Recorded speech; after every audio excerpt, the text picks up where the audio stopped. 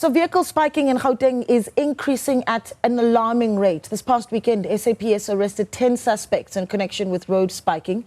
It's alleged that one suspect who attacked police was shot and killed. Now, road spiking incidents took place in the Tshwane district along the N1, the N4 and the R80 routes.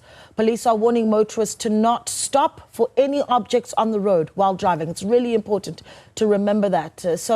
Just how dire is the situation? Well, to answer that question, we bring in Motor Industry Staff Association Sonja Carstens. Sonja, a good morning to you. Thank you so much for joining us. I think this is just the most frightening story, if you really think about it, or one of, rather, let's say that. Firstly, I think just to paint a picture of who's who in the discussion here, the Motor Industry Staff Association, your interest in the matter? Good morning, and good morning to your viewers as well. MISA, the Motor Industry Staff Association, represents 65,000 members in the retail motor industry, of whom everyone from dealerships level all through the chain to forecourt attendants, that's your fuel attendants. So everyone replacing tires, having anything to do with a tire, they are our members. Okay. And so I can imagine then that you'd be the right people to speak to about the spike, because essentially then it is the dealerships, it is the petrol, the fuel stations where people would run to immediately once they've had a spiking. Just how bad is the situation, if you'd paint a picture for us? The situation is very severe. It used to be an incident here and there, once or twice a month. Currently, we have several incidents per week, all in the Pretoria surrounding areas. The route you've mentioned, the N1, the N4, we've got two N4s. The one is between the Proefplaas, as we call it in Pretoria, so the N1 all the way through to Middelburg. The other one is the Rustenburg-Brits Road. So the incidents are taking place all over. We had incidents in between Stormfoel and Safaku-Magatu the past week. That is normally a very quiet part of the N1. So it's taking place all over, especially on the R80. On the day that the police made the 10 arrests and they shot dead the alleged mastermind behind this, an ambulance also fell victim to the spiking incident. Although they were unharmed, they were very traumatized. It's scary. And what's the modus operandi? Will you explain it for us? Initially, the modus operandi was putting the spikes in the road, covering it with either an overall, a piece of plastic. So you would normally think that you're driving over a piece of paper, then your tires would go flat. So what we normally do if we've got a damaged tire is we pull off the road, put on our hazards, and then you're a soft target. They rob you inside your vehicle. Unfortunately, it does not only stay with robbing of the victims, they sometimes kidnap the victims to extort money out of them, to get you to withdraw your bank account for them, and they rape the victims as well. But the modus operandi changed because we've been warning motorists to continue driving for as far as possible. The criminals have now realized that a motorist is not going to stop at the scene, so with them hiding in the bushes, but the motorist will continue driving. So they are following you in a vehicle, and then wherever you have to stop, because you've got no alternative, that's where they attack you. Sure. And I've seen now images as well being shared of not just the spikes that perhaps they'd cover with something and you think it's just a piece of plastic or whatever, but now they're also laying clothes on the floor? They're laying clothes on the floor. So if you approach, remember it's usually at night, and although the highways are supposed to have lights and not be so dark, sometimes it's in the dark areas of the highways. So you think it might be a body lying over there, and you stop or you pull off the road.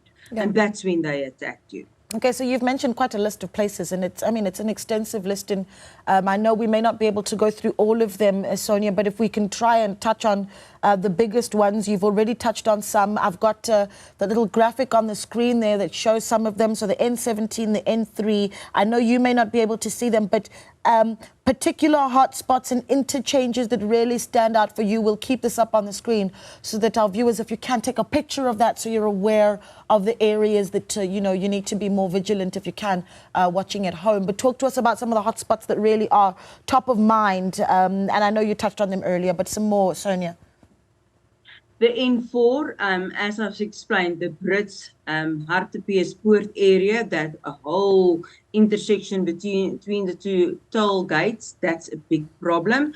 The N4 between Pretoria and Middelburg, you can't actually say there's a hotspot because it's the whole piece of the road. The R80, that's the road going out to Soshanguve, especially there in the Roslyn area, that off-ramp, a very big problem.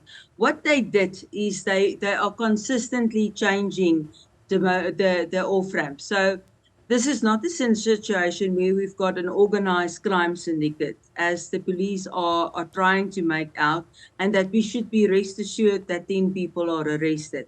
This is a thing that people see it. There's a market for the stolen goods, the black market. You can get a few rand every night if you target several motorists. So the more incidents we report on, the more people we've got, criminals trying this, making spikes at home and actually trying this. So that's why we're seeing the increase.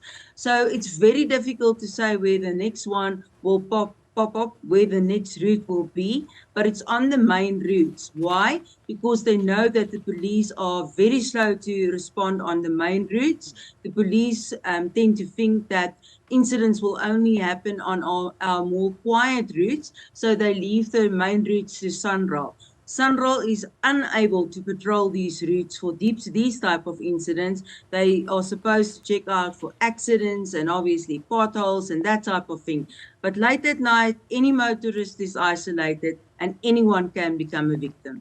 So what do we need to do long term here, Sonja? Because, you know, it certainly is one thing to talk about, you know, how police are responding, but we need a long-term preventative solution.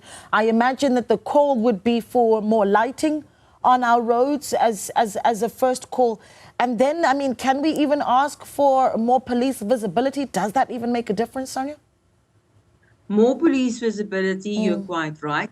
Obviously, as we do with cash in transit size, as we do with drug cartels, if we know there's a crime and there's hotspots and there's roads, we've mentioned three of the most important roads used by commuters, and we know the time frame where this is taking place, and it's at night. We can expect of the police to increase patrols. Not official vehicles, but unmarked vehicles, where they have crime intelligence, where they have people scouting in the bushes, police officials checking for incidents, and then responding as and when they are happening. Yeah. Like to do with cash and transport high. So quite an aggressive response will work in this case. That's the first thing. Secondly, we've got a very terrible situation in South Africa where the police commissioner, Minister of Police, Becky Cele, admitted in Parliament just this week that 14% of positions in our 10111 emergency call centers are vacant. We need to fill those positions urgently.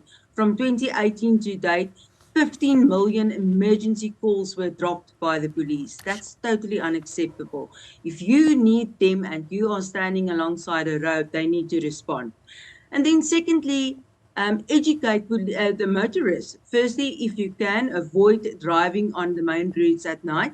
Rather opt to stay home or make an alternative arrangement. Drive in a group, drive more than one vehicle together, that type of thing. It's not always possible, so it's easier said than done, but that's one of the solutions. And then if you get spiked, drive as far as possible. When your vehicle comes to a standstill, don't remain seated in the car. That's the one thing police generals are warning. I spoke to some of them yesterday just to get a few tips for us. They say, don't remain seated in your car. Move across the road, in other words, to the opposite direction, and hide in the field while you are phoning for help. Because if you're going to remain seated in your car, they will rob you. Sure. Lots to think about, and we really appreciate those tips so that we've got the power back in our own hands as well. Thank you so much for speaking to us, Sonja. We really do appreciate it. To Sonja Carstens there with the Motor Industry Staff Associations, really warning us about the increase that we're seeing on vehicles spiking on our roads, so avoid driving at night, and some great tips really on how to stay safe if you are, of course, spiked. So do stay safe out there.